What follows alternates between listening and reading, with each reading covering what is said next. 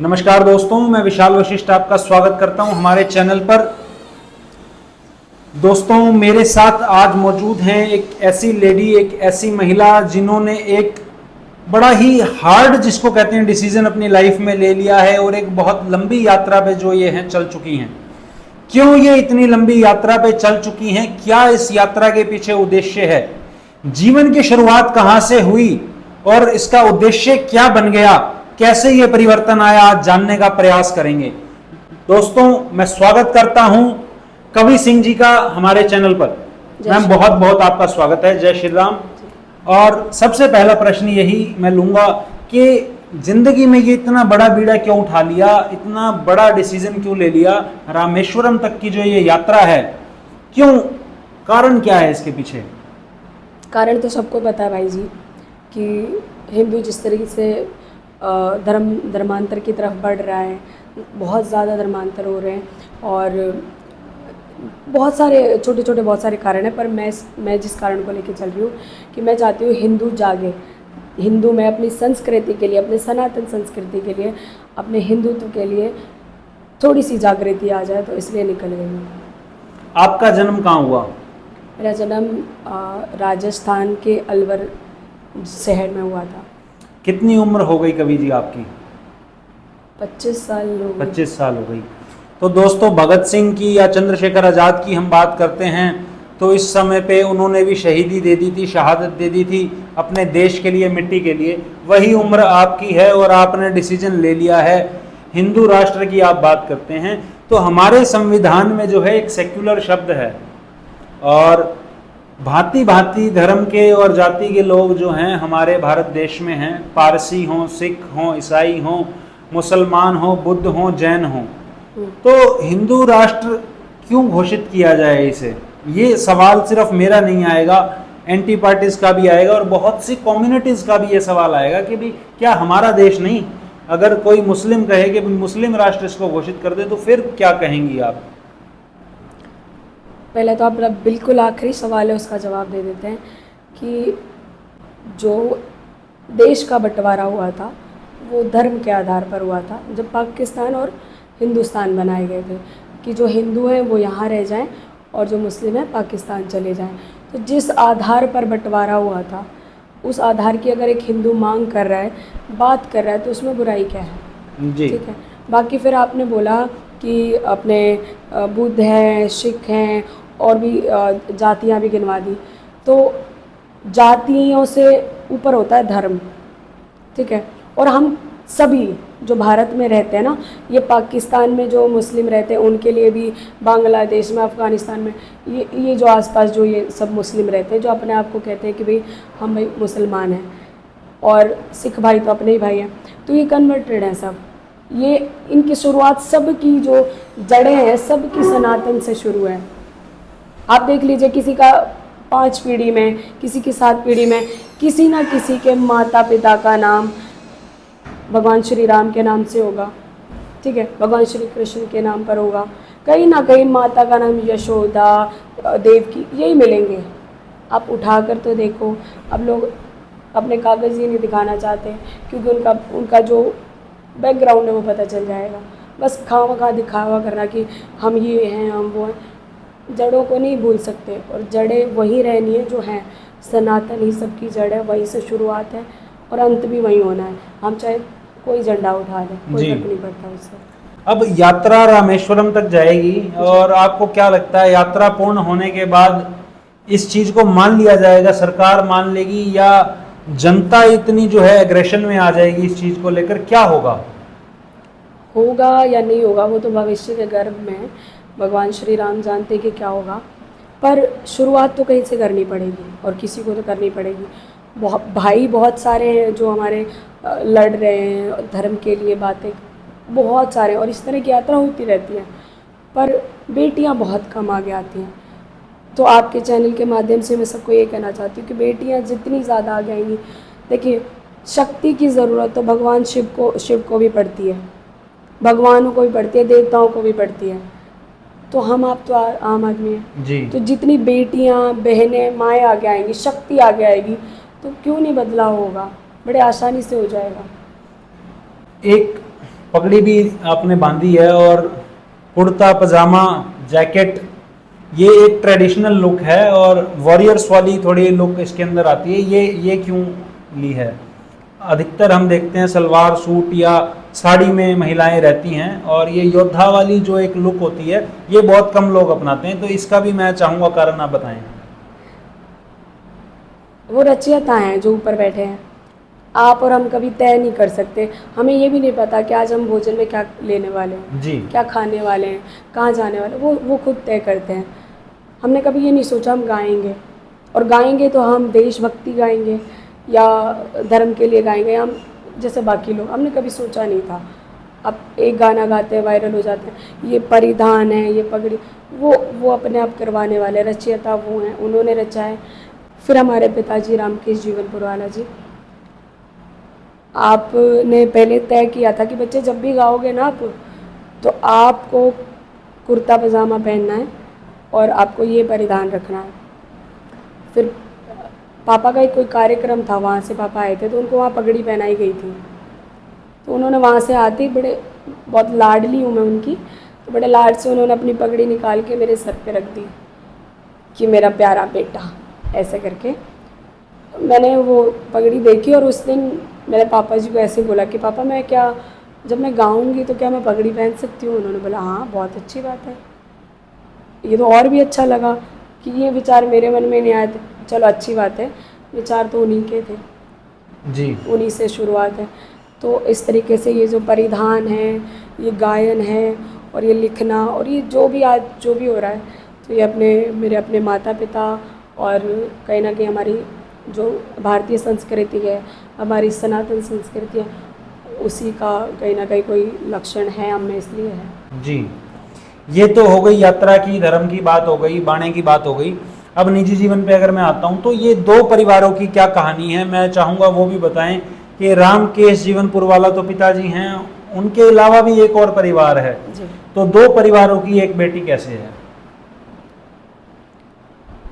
ऐसा होता है कि खून के रिश्ते तो भगवान बना के भेजते हैं, जी। लेकिन प्रेम के रिश्ते जो होते हैं वो हमें यहीं खुद बनाने पड़ते हैं। और भगवान श्री कृष्ण जी ने ये सबको बताया भी है कि खून के रिश्तों से बढ़कर प्रेम के रिश्ते होते हैं, जी। तो आप उनको भी निभाइए। ऐसा नहीं कि आप उनको भूल जाइए, खून के जो रिश्ते होते हैं। तो हमारे पिताजी हैं रामकेश जी, तो उनके साथ ऐसा ही एक रिश्ता था जब मैं छोटी थी तब से, तो उन्होंने मुझे गोद ले लिया और तभी से वो मेरा पालन पोषण और जो भी संस्कारों का जो भी चलन है वो अपने बच्चों जैसा ही चल रहा है सब। मैं सबसे बड़ी हूँ यहाँ पर। जी। 25 वर्ष की आपकी उम्र है, एजुकेशन आपने कहाँ तक ली है, शिक्षा कहाँ तक आपने ग्रहण की? मेरा म्यूज़िक से एमए चल रहा था, 1 ही साल हुआ है। इस साल नहीं हो पाएगा क्योंकि मैं यात्रा कर रही हूँ, अगले साल से फिर दोबारा से करूँगी। जी। तो दोस्तों कवि सिंह जी कवित्री भी हैं, लिखती भी हैं, राइटर हैं और सिंगर भी हैं, गाना भी गाती हैं। तो मैं चाहूँगा कि अपना कोई भी एक गाना जो है 4 लाइनें आप ज़रूर हमारे चैनल के माध्यम से सुनाएं। बिल्कुल सुनाती है आपको, अगर आप 4 दिन पहले आते, क्योंकि ना हमारी यात्रा के दौरान बारिश में भीगने से हमारे माइक ख़राब हो गए थे। गला भी आपका खराब लग रहा है। हाँ, तो माइक जब ख़राब हो गए, अब इतना जन सैलाब आता है तो बोलना भी पड़ता है, तो जब बोलते हैं तो आवाज़ हमारी वैसे ही बहुत बुलंद है, दूर तक जाती है, तो ज़्यादा बोलने की वजह से हमारा गला बैठ चुका है। मैं फिर भी चाहूँगा तो कि 2 लाइनें आप जो हैं ये यादगिरी एक रहेगी पॉडकास्ट में भी और हमारे साक्षात्कार में कि सुना के गई थी 2 लाइनें। तो मैं चाहूँगा ज़्यादा लंबा नहीं पर 2 से 4 लाइनें। देखो मैं भैया कोशिश कर सकती हूँ, अगर लाइन नहीं निकली गले से बाहर फिर आपका भाग्य है, आप लोगों का भाग्य है, ये जनता का भाग्य है। फिर आप सुनाइए। उठो हिंद के शेरों जागो, उठो हिंद के शेरों जागो, माँ ने तुम्हें पुकारा है, कहो गरज कर हम हिंदू और हिंदुस्तान हमारा है। कहो गरज कर हम हिंदू और हिंदुस्तान हमारा है। बहुत बढ़िया मैडम, अभी गला खराब है फिर भी सही सुर ताल आपका जो है चल रहा है। ये आपने ही गाया है गाना? हाँ, लेकिन इसका स्केल ऊपर है। अभी हमने नीचे गाया क्योंकि गला साथ नहीं दे रहा है, नहीं तो बहुत ऊपर गाया हुआ है जी। ये। अब मैं फिर से यात्रा पे आ जाता हूँ। ये यात्रा की प्रेरणा किसने दी कि भैया ऐसा करो आप और इससे क्या लाभ होंगे, वो चीज़ आप बताइए। ये यात्रा हमें 4 साल पहले करनी थी, जब कोरोना आया उससे पहले। तब 21 वर्ष आपकी उम्र होगी। जी। जी। और ये मेरे पापा जी ने ये तय किया था कि बच्चे ऐसा करना चाहिए, क्योंकि बेटियां जब बाहर निकलेंगी तो लड़कियों की बात ज़्यादा लोग सुनते हैं। तो आप अगर बोलोगे तो ज़्यादा लोग सुनेंगे। और कहीं ना कहीं उस टाइम बहुत ज़्यादा हमारे बहुत ज़्यादा वायरल सॉन्ग थे। तो पापा चाहते थे कि जितना जल्दी हो हम लोगों तक ये बात पहुंचाएं, हिंदुत्व की बात करें, ताकि लोग जागें। तो हमने ये तब शुरू सोचा था, पर जो कोरोना हमारे देश में आया, आपको भी पता है, महामारी शुरू हो गई और ये सब रहा प्रक्रिया। उसके बाद कुछ पारिवारिक अच्छे बुरे समय सबके साथ आते हैं, तो ये स्थगित होते होते अब यहाँ तक आ गई। तो अब हमने सोचा कि ठीक है, अब सब सही समय है, कर लेना चाहिए। क्योंकि अब इस बार जिस तरह से रही, राजनीति भी रही और धर्म के बारे में भी बहुत सारे लोग, हमारे बहुत सारे भाई भ्रमित हो रहे हैं। कुछ राजनेता हैं जातियों के नाम पर बांट रहे हैं, कुछ जैसे हमारे सिख भाई हैं, कुछ हमारे अभी कई सारी जिस तरह की भगवान जी को ना मानने वाले कुछ लोग, अब नई जो मशीनरियाँ हमारे देश में आ रही हैं, नास्तिक लोग हैं जो। हाँ, ये जो धर्मनिरपेक्षता जो सबसे ज़्यादा फैलाई जा रही है, तो इसका भी एक सही समय है कि हमें इस टाइम अगर हम नहीं खड़े हुए तो शायद फिर हमें वो समय नहीं मिलेगा। अभी तो हमें 4 साल बाद ये समय मिल तो गया, हो सकता है 10 साल 20 साल बाद जब हम उस उम्र में आए कि हमें लोग ना सुने, उस वक्त तक कोई ऐसा बोलने वाला भी ना हो। तो हम चाहते हैं कि आज हम निकले हैं, कल को हज़ारों और निकलें, इस तरह की यात्राएं होती रहें और एक ना एक दिन हिंदू राष्ट्र बनी जाए। अब यात्रा कर रहे हैं, यात्रा में खर्चा भी होता है, पैसा लगता है जी। और लोग भी आप साथ लेके चल रही हैं, जी। बहुत सारे लोग आपके साथ हैं, रहने खाने का प्रबंध है, फ्यूल का खर्चा है, एक ट्रक भी चल रहा है, साथ डीजे है, जनरेटर है, ये पैसा कहाँ से आ रहा है? सबसे पहले तो हमने अपना घर छोड़ा है जी। हमारा रोहतक में, हम यहाँ रहते थे, तो हमने अपना सब कुछ जो भी हमारे पास था अपना बेचकर अपने अकाउंट में डाल दिया। रुकना नहीं चाहिए, क्योंकि हम जब घर से निकलेंगे नहीं तब तक लोग हमारी मदद भी नहीं करेंगे। बाकी जितनी भी हमारी टीम है, जितने भी हमारे भाई हैं, हम 25 लोग तो इकट्ठा हैं। ये देश के अलग अलग कोने से सिर्फ एक आवाज़ पर आए हैं, क्योंकि हम 6 साल से 7 साल से गा रहे हैं, हिंदुओं को जगाने की कोशिश कर रहे हैं। हमारे पिताजी 2006 से गा रहे हैं और लोगों को जागरूक कर रहे हैं। तो कहीं ना कहीं हमने यही कमाया है, हमने लोग कमाए हैं, हमने अपने भाई कमाए हैं, तो वो हमारे साथ सहयोग में आ रहे हैं, उनका कोई खर्चा नहीं है। जो हमारी गाड़ियाँ चल रही हैं, जैसे हमारा एक डीजे पिकअप है, उसका खर्च है, और गाड़ी है, हमारी अपनी भी गाड़ी है। तो इस सब के लिए हमने अपनी एक छोटी सी संस्था बनाई है। तो उसमें जो लोग आपको 1 रुपये, 11 रुपये, 21 रुपये, 51 रुपये हर रोज़ 10, 20, 50 लोग अगर करते रहें तो उससे हमारा काम चल जाता है। और इसके अलावा हम जहाँ भी जा रहे हैं तो हिंदू जहाँ जहाँ जागृत हैं, जो कट्टर हिंदू हैं, जो सनातनी है, जो धर्म को मानने वाले हैं, वो हमारे स्वागत के लिए हमारे भोजन की व्यवस्था, रहने की व्यवस्था, कई जगहों पर वो चीज़ें चल रही हैं। तो इस तरीके से अब तक ये चल रहा है। बाकी आगे भगवान श्री राम जी हैं, वो कहाँ तक लेके जाएंगे और फिर वापस से भी आना है तो वो हो जाएगा। जी। तो दोस्तों, कुछ अपना कुछ दूसरों का सहयोग और यात्रा शुरू हो गई। हरिद्वार से लेकर के रामेश्वरम तक ये यात्रा जाएगी। परिणाम क्या होता है ये मैं नहीं जानता, ये कवि जी भी नहीं जानती हैं कि इसके परिणाम क्या होंगे, पर हाँ, इन्होंने स्टेप लिया है, ये पहला कदम आगे बढ़ाया है। तो मैं शुभकामनाएं आपको इस चीज़ के लिए देता हूं जो आप कर रही हैं। इसके अलावा अब एक प्रश्न और आता है, लोग कहते हैं भाई यात्राओं में पैसा खर्च हो जाता है और दिखावे में या शोशाबाजी का नाम जो है कुछ लोग इसे देते हैं, कहते हैं कि भाई बहुत से गरीब लाचार लोग भी हैं जो सड़कों पे फुटपाथ पे सो रहे हैं, क्यों ना एक्सपेंस जो यहाँ किया जा रहा है वो उन पे किया जाए तो ज़्यादा पुण्य मिलेगा, तो ईश्वर ज़्यादा प्रसन्न होगा। उस बारे में आप क्या विचार रखती हैं?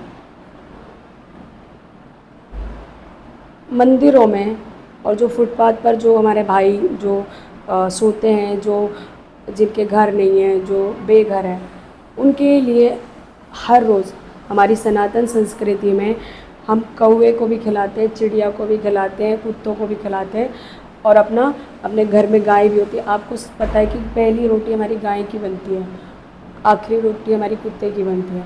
तो जब हम उनका इतना ध्यान रखते हैं तो क्या हम उनका ध्यान नहीं रखते होंगे? हर रोज़ हर मंदिर में अभी भी हमने भोजन किया, ये फ्री व्यवस्था है सबके लिए। कोई भी, इतने सारे आश्रम हैं, धर्मशालाएं, सब जगह पर हिंदू, सिर्फ ये नहीं कि नाम का हिंदू है, सनातन संस्कृति सिर्फ नाम के लिए है। इसका मतलब होता है कि सबको साथ लेके चलना, हर, सिर्फ इंसानों को नहीं, जीव जो हमारे में तो चींटियों तक को भी, सब सुबह जब जाते हैं आप देखते होंगे, वॉक के लिए लोग जाते हैं तो चींटियों के लिए भी आटा लेकर जाते हैं। बिल्कुल सही तो आप कह रही हैं। तो हम उनको भूखा नहीं सोने दे सकते, वो चीज़ें होती हैं। पर सिर्फ ये चीज़ करने से धर्म बचने वाला नहीं है। हम पहले ये चीज़ें नहीं होती थी कि भाई इलेक्शन हो गए, नेता हैं, हमारे ऊपर कोई बैठा है जिन्हें हमें बताना पड़े, ठीक है। अब हमें उन्हें बताना पड़ेगा कि हम ये चाहते हैं, जो सही है वो कीजिए, जिस आधार पर बंटवारा हुआ था वो चीज़ दे दीजिए। अब बंटवारे की बात होती है तो उसमें जो कुछ मुस्लिम लोग हैं वो ये कहते हैं कि भाई हम तो ये बंटवारा नहीं चाहते थे, हम देश छोड़ करके नहीं गए, हमने इसी मिट्टी को मान लिया अपना सब कुछ। और उसका एक उदाहरण आता है एपीजे अब्दुल कलाम, जिनको मिसाइल मैन ऑफ इंडिया के नाम से जाना जाता है। और मैं समझता हूँ उनका बहुमूल्य जो है योगदान है जो उन्होंने किया, शायद ही वैसा करना पॉसिबल किसी और के लिए था। तो उस बारे में आप क्या राय रखती हैं? अभी मैंने आपको बताया कि सबकी शुरुआत सनातन से है, तो हम तो कहते हैं भाई वापस सनातन में आ जाओ। जब हिंदू राष्ट्र बनेगा, सब हिंदू होंगे, तो उसमें बुराई क्या है? जहाँ से आप निकले हो, अब आप बताइए, आप सुबह घर से निकलते हैं, आप चाहे जहाँ भी जाते हो, स्कूल जाते हो, कॉलेज जाते हो, ऑफिस जाते हैं, आपका मालिक वहाँ कोई और हो जाता है। स्कूल में आपके टीचर हो जाते हैं, आप कहीं जॉब करते हैं, वहाँ आपके बॉस होते हैं, वो आपके भगवान नहीं हैं, वो आपके माता पिता नहीं हैं। माता पिता आपके घर पे हैं, तो आपको वापसी करने में अगर परेशानी ना हो तो वापस आ जाइए, अपने घर आने में कोई दिक्कत नहीं है। कुल मिला के ये कहना चाह रही हैं कि जो मुस्लिम्स हैं और या कोई और कम्युनिटी के लोग हैं, सब हिंदू हो जाएं। वो हैं हिंदू। आप अगर नहीं, अब मान लीजिए मैं कह दूं कि रामकेश जी मेरे पिता नहीं है, तो ये सत्य नहीं हो जाएगा, ये सत्य नहीं है। सबको पता है, समाज को पता है, मुझ में गुण उनके हैं, मैं उन्हीं की पुत्री हूँ, तो मेरे कहने से कुछ नहीं होता, ठीक है। कि मैं ये कह रही हूँ आप वापसी करो, आप अपनी जड़ों को पहचानो। आप देखिए हरिद्वार में हमारे, जिनको हम पंडे बोल देते हैं, हमारा वहाँ सबका इतिहास है, सबका जी। आप वहाँ जाइए तो सही, अपना इतिहास निकालिए। आपकी 5, 7, 10 पीढ़ी बाद में आपको अपने दादाजी का नाम, बहुत सारे लोग अपने धर्म की तरफ वापस आ रहे हैं, सनातन की तरफ वापस आ रहे हैं, और वो बड़े खुश हैं। आप जाइए, अपनी जड़ों को टटोलिए, उनमें थोड़ा पानी डालिए, थोड़ी दवाई दीजिए, फिर देखिए कितने हरित होते हैं। मांस खाने से क्या होगा? जी। अब धर्म की बात करी है आपने, तो मैं धर्म पर एक चीज़ को और लेकर के आऊँगा। हालांकि दोस्तों, ना ये मेरा कटाक्ष है किसी की तरफ और आपकी तरफ बिल्कुल भी नहीं है। कुछ लोग इसे पाखंड ज़्यादा बना रहे हैं और अंधविश्वास की तरफ जो है लोग चल पड़े हैं। इसमें सिर्फ मैं हिंदू धर्म की बात नहीं करूँगा, और भी बहुत जगह है। हालेलुया इसमें से एक है जो आजकल बड़ा ट्रेंडिंग है कि टच ऐसे करा और कूदने लगते हैं लोग। अच्छा, और बहुत जगह मैं देखता हूँ मसानी भी आ जाती है लोगों के अंदर, देवता पितर भी आ जाते हैं, और सड़कों पर झांकियां भी निकाली जा रही हैं जहां देवता नाचते कूदते हुए जा रहे हैं। हालांकि मैं देखता हूं कि देखा शायद किसी ने भी नहीं है। किसी को ईश्वर को देख पाना एक, मैं समझता हूं कि आसान चीज नहीं है। आपने क्या देखा है उनको जिस रूप में अब आज आप देखती हैं कि जो अंधविश्वास या पाखंड चल रहा है, इसमें आपने क्या उस रूप में कभी ईश्वर को देखा हो? तो मैं चाहूँगा, या आपके जो भी विचार हैं मैं चाहूँगा कि रखें हमारे चैनल के माध्यम से। आपने एक सवाल नहीं, आपने 4 सवाल पूछे हैं।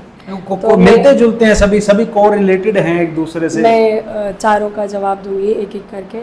सबसे पहले आपने कहा कि लोगों में मसानी आ जाती है, तो ये सवाल ये लोग बात करते ही नहीं है कहीं पे। ये एक छोटी सी बात है। हमारा साइंस कितना आगे चला गया है, सब कुछ कर सकता है।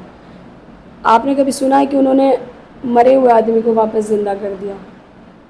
नहीं सुना नहीं होगा। सुना, बिल्कुल। अब जो हमारे अपने इसका जवाब है, अपने शिव पुराण में इसका जवाब है कि जब माता पार्वती से भगवान शिव का विवाह हुआ तो भगवान शिव एक गुफा में जाते थे, लेकिन माता पार्वती को नहीं जाने देते थे वहाँ पे। एक दिन माता पार्वती ने सोचा कि ऐसा क्या है वहाँ जो महादेव जाते हैं और मैं पूरे कैलाश पे घूमती हूँ, मुझे सिर्फ वहाँ जाने की परमिशन नहीं है, क्यों?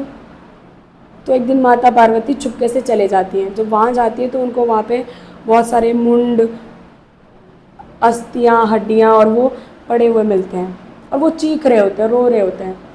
भगवान शिव से माता पूछती है कि ये क्या है? तो बोलते हैं कि पार्वती अभी आप समय नहीं आया सही। ये एक छोटी सी कहानी है, ये हम कर ही लेते हैं।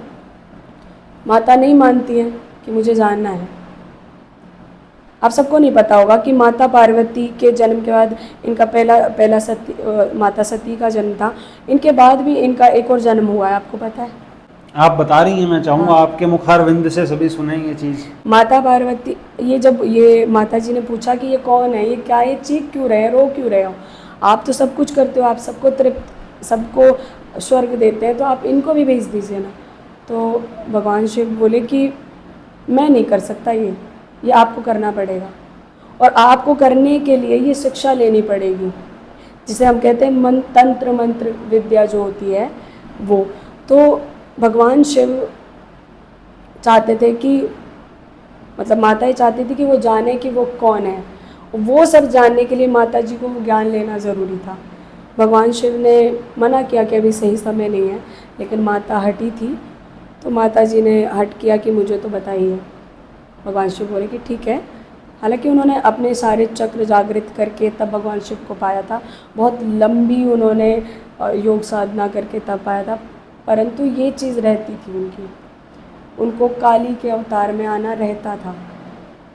तो उन्हें जब तंत्र विद्या सिखाने लगे भगवान शिव जी, तो माता सो गई थी बीच में।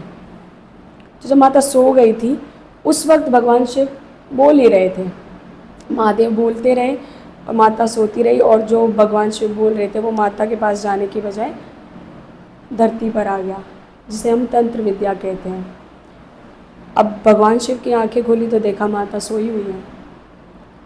भगवान शिव को बहुत गुस्सा आया और भगवान शिव ने माता जी को श्राप दिया गुस्से में आकर कि तुम ध्यान नहीं कर सकती, क्योंकि काफ़ी समय, लंबा समय हो गया था, माता को नींद आ गई थी, कई दिन कई महीने बीत गए थे। तो उन्होंने फिर माता जी को बोला कि माता जी ने एक और जन्म लिया था मछुआरे के घर पर, मत्स्या के रूप में, उनका नाम वहाँ पे मत्स्या था।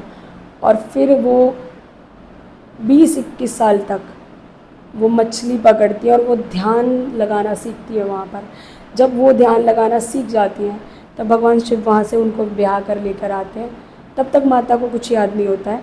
जब उनका विवाह हो रहा होता है तब भगवान शिव उनको बताते हैं कि मैं तुम्हारा स्वामी हूँ, तुम्हारा पति हूँ और मैं तुम्हें लेने आया हूँ, चलो।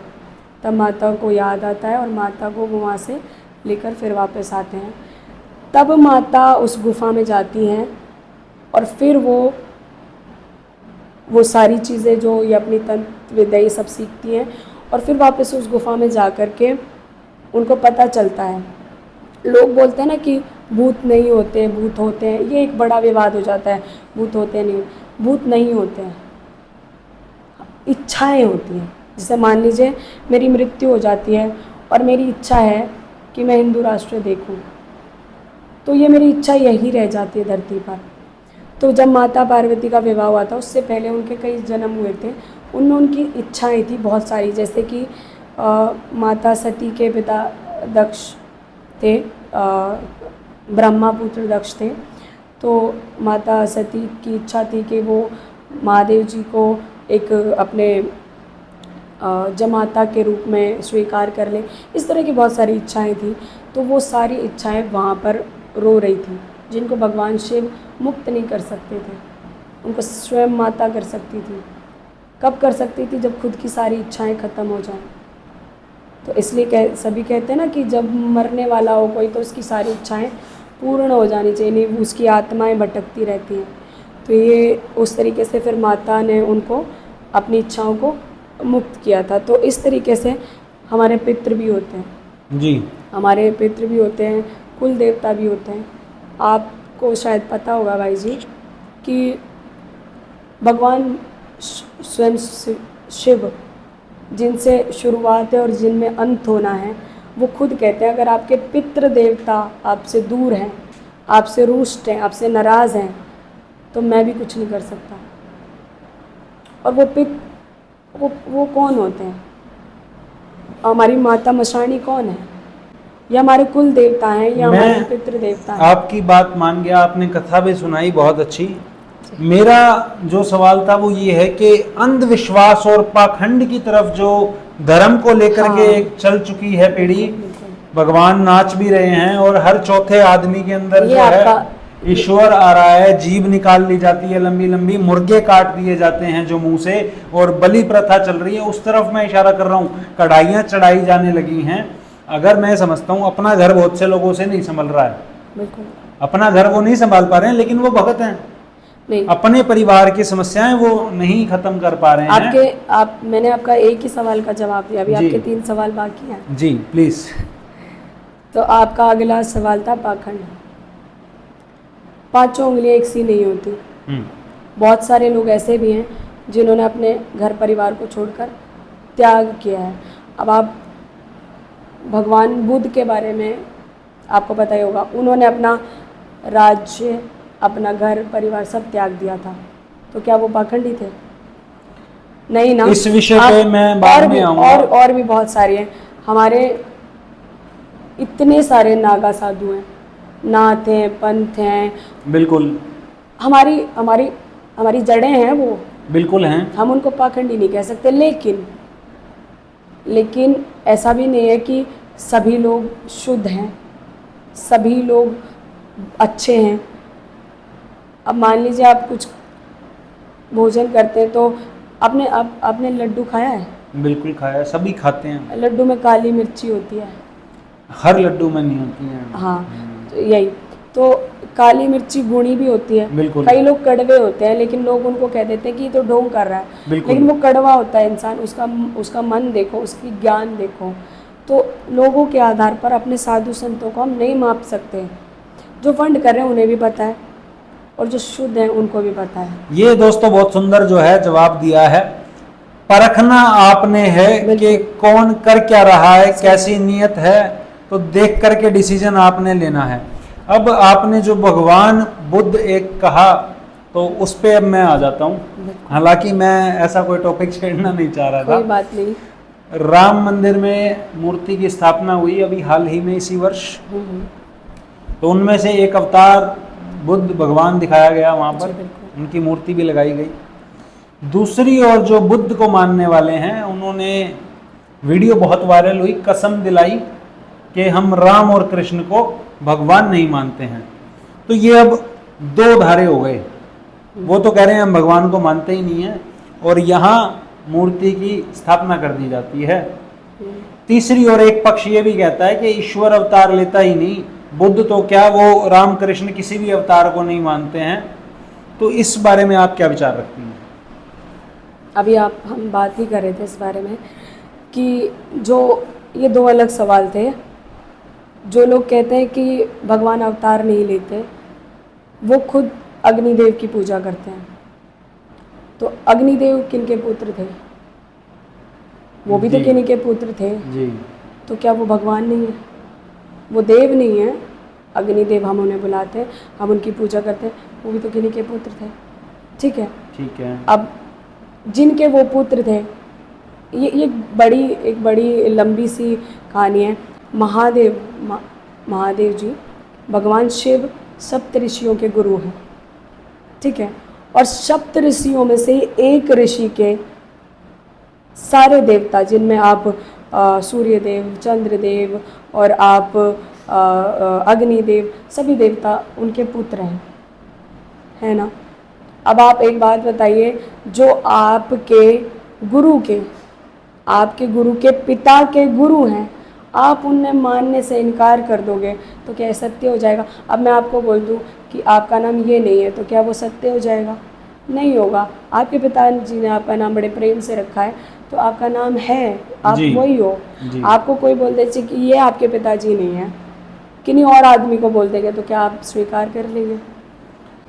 पिता पिता होते हैं, चाहे वो इस दुनिया में हो नहीं हो, बिल्कुल। चाहे वो कहीं भी चले जाए, दूसरे देश में चले जाए, दूसरी दुनिया में, हमारी जड़ें वो हैं, हमारी पहचान बदला नहीं जा सकता। दूसरा सवाल आपका था, कुछ लोगों ने कसम खाई है, तो ये एक बहुत बड़ा राजनीतिक टॉपिक है, जिसकी तरफ हम हिंदुओं का कहीं ना कहीं हमारी कमी है। ये हमारी कमी है कि हमारे भाई भ्रमित हो रहे हैं। कुछ लोग अपना नाम बदलकर, आजकल आपने देखा होगा कि मैं बहुत खुल के बोलती हूँ, मुझे किसी से डर नहीं लगता। अपने गानों में भी सीधा डायरेक्ट बोलते हैं। हमारे दोनों तीनों चैनल डीमोनेटाइज हैं, हमारा फेसबुक 6-6 महीने बंद हो जाता है, हमारा इंस्टाग्राम तो कभी खुलता कभी नहीं खुलता, तो बहुत हम डायरेक्ट बोलते हैं। तो जो लोग हैं, अभी आप देख लीजिए शहरों में फलों की दुकान पे, आपके नाई की दुकान पे, आपके पंचर की दुकान पे, आपके शोरूमों में लगभग नौकरी करने वाले एक अलग प्रजाति के लोग हैं, ठीक है। खुल के बताइए, मैं सुनना चाहूँगा और तो लोगों को भी पता लगेगा। लगभग अपने आसपास मुसलमान हैं, ठीक है, जो कागज, जिनके डॉक्यूमेंट्स भी नहीं है, जो नीचे फैले हुए हैं। अब उनके नाम आप पूछिएगा, किसी का नाम मिलेगा रिक्की, विक्की, चिक्की, मिक्की, सोनू, मोनू, इस तरह के नाम होंगे। आप कभी उनका आधार कार्ड होता ही नहीं है, उनका कोई अस्तित्व नहीं है उनका, वो कहीं ना कहीं से आ जाते हैं, ऐसे ही सुअरों की तरह पैदा होने लग रहे हैं, उनका कोई अस्तित्व नहीं है, कोई नाम नहीं होता। जिसके 40 बच्चे होंगे उसको क्या पता होगा कि किसका क्या नाम धरना है, भाई अपने हिसाब से रख लो। तो वो हमने एक बड़ी रिसर्च भी किया था अपने रोहतक के ऊपर कि यहाँ पे कितने मुस्लिम हैं, कितने हिंदू हैं, तो बहुत ज़्यादा हैं। हमें लगता है कि हम हिंदू बहुसंख्य हैं। तो उस तरह के कुछ लोग हैं जो उनमें से ऊपर उठ करके आते हैं, जो अपने कहीं ना कहीं सिफारिश लगवा करके, हमारे जो बहुत करप्ट भी हैं बहुत सारे लोग, तो कहीं ना कहीं अपने कागज़ बनवा लेते हैं जो हिंदुओं के नाम पे होते हैं, जो कलावा पहनकर कॉलेज स्कूलों के बाहर खड़े रहते हैं, लव जिहाद जैसी घटनाओं को अंजाम देते रहते हैं। तो उस तरह के कुछ लोग खड़े होकर आ गए जो हमारे ही अपने भाइयों के साथ में, जो गरीब हैं, उनको पैसे का लालच देकर, जिनके पास नौकरी नहीं है उनका लालच दे करके, जिनके पास खाने को नहीं है उनको लालच दे करके वो उनको भ्रमित कर रहे हैं। लेकिन उनको अपनी जड़ें नहीं भूलनी चाहिए। आप देखिए, गुरु गोविंद सिंह जी के बारे में आप जानते होंगे जी। उन्होंने अपना धर्म बदला? नहीं बदला। और कितने ही गुरु हैं जिनकी खालें तक नोच ली गई, जिनके बच्चे चुनवा दिए गए, लेकिन उन्होंने धर्म नहीं, तेग बहादुर जी के बारे में आप जानते हो, धर्म नहीं बदला उन्होंने। क्यों? उनको ये पता था अगर मैंने अकेले ने धर्म बदल लिया ना, तो मेरे पीछे जो खड़े सब बदलेंगे। अगर मैं मर गया ना तो सब मरने को तैयार हो जाएंगे, लेकिन धर्म नहीं बदलेंगे। तो हम क्यों नहीं कर सकते भाई? क्यों भ्रमित? मतलब किसी ने 4 पैसे दे दिए, किसी ने 4 दाने दे दिए, किसी ने एक नौकरी दे दी, क्या रोटी कपड़ा मकान से ऊपर कुछ भी नहीं है? और सरकारें भी कुछ ऐसी चली आ रही है कि 2 बच्चे कीजिए। क्यों भाई? अब औरों को क्यों नहीं बोलते हैं? सिर्फ हिंदुओं के लिए नियम बनाए जाते हैं। और इतने ही मूर्ख हमारे हिंदू भाई हैं कि 2 बच्चे, अरे वो लोग कहते हैं कि अल्लाह की देन है, सबका पेट भर जाएगा। तुमसे 2 बच्चों का पेट नहीं भरा जा रहा है, मकान बनाने में, शादी करने में अपनी पूरी जमा पूंजी लगा देते हैं, 4 बच्चे नहीं पाले जाते तुमसे। हमारे अपने जो हमारा पहला परिवार है, हम 4 बहन भाई हैं, और हमारा जो दूसरा परिवार है, हम 5 बहनें और 1 भाई, हम 6 बहन भाई हैं। पहले मेरी दादी जी, मेरी जो अपनी दादी है जो राजस्थान से है, वो उस टाइम मतलब अंग्रेज़ों के समय की बात बताते कि हम अपने बड़ों से सीखते हैं कि मेरी दादी ये छोटी सी बात हमेशा कहती थी कि बेटे 4 होने चाहिए। मेरे पिताजी और 4 भाई थे और यहाँ मेरे पिताजी और 3 भाई हैं, तो कि बेटे 4 होने चाहिए। ये हमारी सनातन कहता है ये बात को, कि लोग आजकल बटे हुए हैं ना कि ये ब्राह्मण है, ये क्षत्रिय है, ये शूद्र है, ये वैश्य है। मैं अकेली हूँ चारों। ये मेरा दिमाग ब्राह्मण है, ये मेरे हाथ क्षत्रिय हैं, ये मेरा पेट है, ये मेरा उधर का हिस्सा है, ये वैश्य है, और ये मेरे पैर जो सबसे ज़्यादा मजबूत है ये शूद्र हैं। इनके बिना मैं कुछ भी नहीं हूँ। लोग बट गए, पता नहीं क्यों। कोई भी बेवकूफ़ आके आपको 4 बात कहता है और आप बैठ जाते हैं। जी ठीक है, तो ये बहुत बड़े टॉपिक है। अभी मेरी दादी जी बोलती थी कि 4 बेटे होने चाहिए घर में, चारों वर्ण होने चाहिए। एक बेटा आपका जिसको ग्रंथों का ज्ञान होना चाहिए। ग्रंथों में सिर्फ पाठ पूजा नहीं लिखी है। अगर वेदों को पढ़ने बैठोगे ना, आपका म्यूजिक वेदों से है, आपकी दवाइयाँ, आजकल जितने भी डॉक्टर बैठे चरक संहिता पढ़े बिना आप डॉक्टर नहीं बन सकते। चाहे कितना भी MBBS कितना भी कर लो, चरक संहिता हर जगह पाएगी। बिल्कुल। और कोई ऐसा डॉक्टर नहीं, कोई एक डॉक्टर मुझे आके बोल दे मैंने चरक संहिता हाथ भी नहीं लगा के देखी, मैं खुद गवाऊँ इसकी, मैं खुद बात करूँगी। हमारे सारे वेदों, म्यूजिक हमारे वेदों से है, दवाइयाँ हमारे वेदों से, जड़ी बूटियाँ हमारे वेदों से, कपड़े हमारे वेदों में हैं। जब लोगों को ये भी नहीं पता होता था ना कि छोड़िए खाना कहाँ से और जाना कहाँ से, तब हमारे यहाँ पे कपड़े बनने लगे तो लोग उस टाइम सोने के आभूषण पहनते थे। जी ठीक है, हर चीज़ तो है हमारे वेदों में, सिर्फ पाठ पूजा तक क्यों सीमित रख दिया।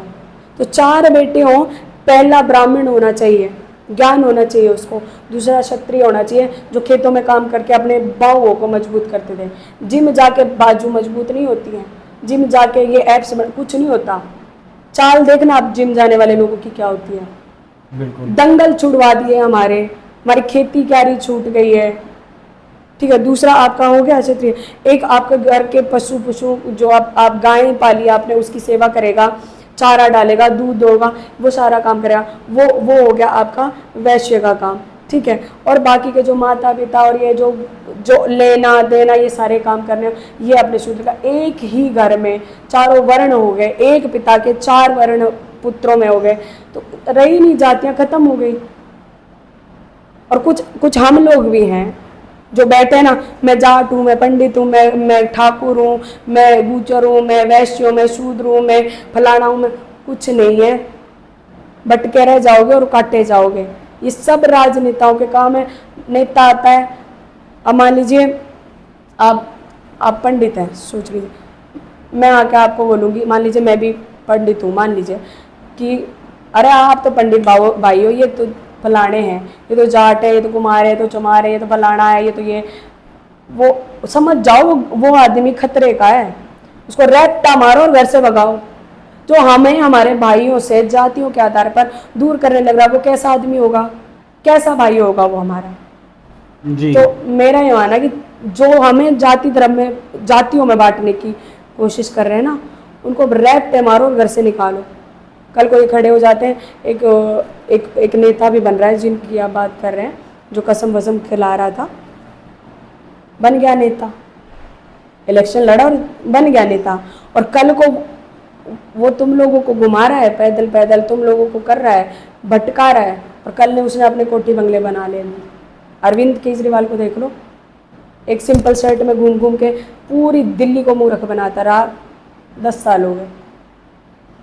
आपको पता होगा करोड़ों का बंगला बनाया है भाई साहब ने। जी तो ये इस तरह के होते हैं, आप हम में फूट डालते हैं और अपनी सोने के सेब खाते हैं लोग बैठ के।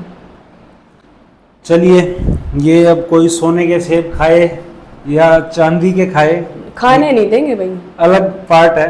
बिल्कुल नहीं खाने मैं देंगे। आपको शुभकामनाएं देता हूं, आप जिस लक्ष्य पे आप जा रही हैं आप कामयाब हों। जी। अभी एक चलते चलते लास्ट सवाल मैं आपसे लूंगा। आपने बीच में गुरु गोविंद सिंह जी का नाम लिया, तो उनके कुछ फॉलोअर्स हैं, वो कहते हैं वी आर नॉट हिंदूज, हम हिंदू नहीं हैं, and they demand for the Khalistan. जो खालिस्तान की डिमांड है, एक मांग है, उठती आई है, और आज एक बड़ा रूप वो लेती हुई नजर आती है, उसके बारे में आप क्या विचार रखती हैं?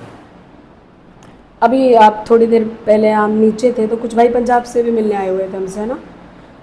सभी नहीं, सब सिख भाई नहीं है, कुछ वही वाली बात है, कुछ 5-4 हैं जो भ्रमित कर रहे हैं। उन्हें बाहर से फंडिंग हो जाती है देश को फूट डालने की। अब आप देखिए कनाडा में मार्च निकाले जाते हैं, ठीक है, हमारे तिरंगे के ऊपर पैर रख कर वो खड़े होते हैं, तो वो क्या चाहते हैं, वो यही चीज़ चाहते हैं और वो वहाँ से फंडिंग करते हैं। कुछ हमारे भाई हैं जो देश छोड़कर विदेशों में सेटल हो रहे हैं, तो उनको कहीं ना कहीं लालच दिया जाता है या उनको कहीं ना कहीं धमकियाँ दी जाती है कि आपके माता पिता शामिल क्यों नहीं होते। मान लीजिए बहुत दुबई में भी ऐसा ही होता है, जाते आपसे पासपोर्ट छीन लिया जाता है, आप गधे की तरह नौकरी करवाई जाती है। यहाँ आप लोगों को लगता है कि आप बड़े ऐश में रह रहे हो, ठीक है। भारत देश से अच्छा कुछ भी नहीं है और सनातन संस्कृति से ऊपर कुछ भी नहीं है। और ये कुछ हैं, सिर्फ 5-10 लोग हैं जो सभी सिख भाइयों को भ्रमित कर रहे हैं। हमारी यात्रा में बहुत सारे सिख भाई हरिद्वार में शामिल हुए थे और हम दिल्ली गए थे, मतलब किसी कार्यक्रम में गए थे, सिख भाइयों ने कार्यक्रम करवा रखा था। और आज भी नीचे आप ये तो साक्ष्य आपके सामने है, एक पूरा परिवार हमसे मिलने आया हुआ था और अभी भी इतने कॉल आ रहे हैं कि आप पंजाब कब आ रहे हो। तो सबको पता है जड़ें हमारी क्या हैं, वो भी जानते हैं। रामेश्वरम पे यात्रा पूर्ण होती है, उसके बाद क्या उद्देश्य रहेगा जीवन में? ये भी हमारी एक छोटी सी कहानी है। भगवान श्री राम जी ने कहा था कि जो हरिद्वार से गंगा जल ला करके जब युद्ध के दौरान भगवान राम जी ने भगवान शिवलिंग स्थापित किया था जी, उसके बारे में, वहाँ की बारे में बताते हैं भगवान श्री राम जी कि जो गंगा जल लाकर हरिद्वार से यहाँ जलाभिषेक करेगा उनको वैकुंठ मिलेगा, और जो यहाँ से समुद्र की मिट्टी और जल ले जाकर गंगा जी में प्रवाहित करेगा उसी वक्त उन्हें मैं खुद द्वार पे खड़ा हुआ मिलूंगा।